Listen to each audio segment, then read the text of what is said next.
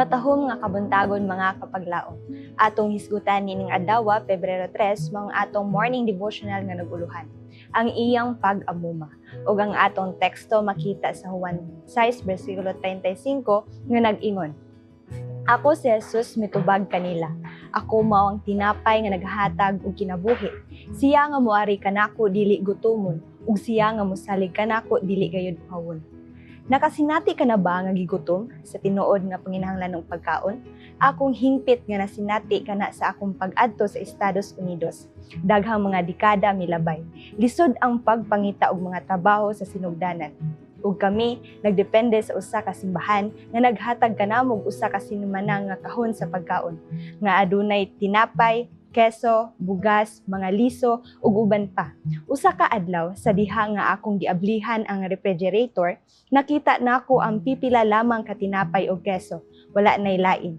Mapasalamaton ako nga gipaluyuhan ug gipanalanginan kami sa Dios.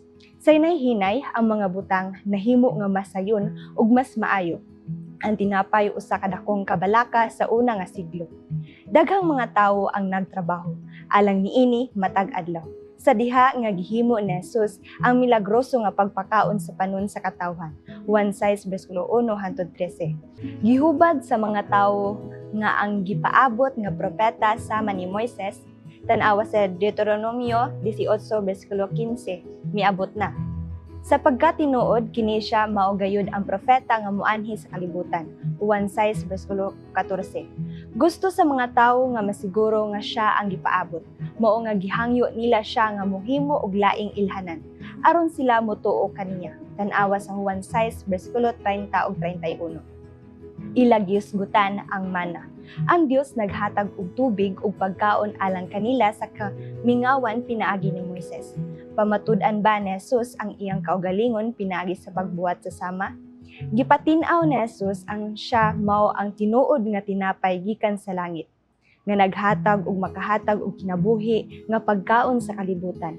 Bersikulo 32 ug 33. Balik sa Exodo 16, ang Dios nagpadala og mana, ug ang Israel namunit niini matag adlaw tungod kay kini madunot nga pagkaon.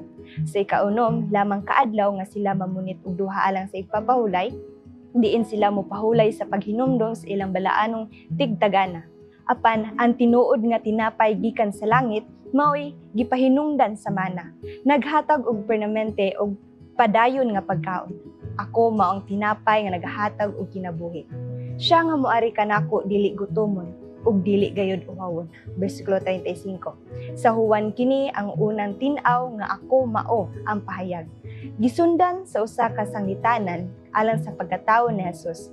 Ang kasing-kasing sa tawo kanunay mangita og pagkaon. Bisan usahay sa siyop nga mga dapit. Apan si Jesus nagtagbaw sa atong kauhaw ug kagutom sa permanente.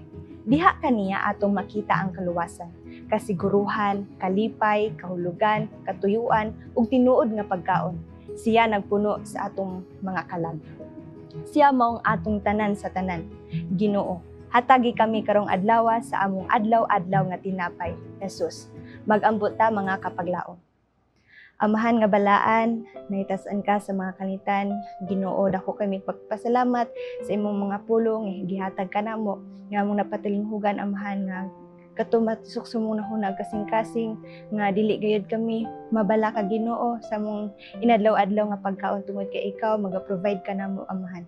O Lord, ikaw Ginoo maga-protection ka namo sa tibuok adlaw nga kami magasagubang na usab Lord, o pasala kami sumong mga sala din kami nakasala sa butos na una. Kini gipasalamatan sa Jesus miluwas. Amen.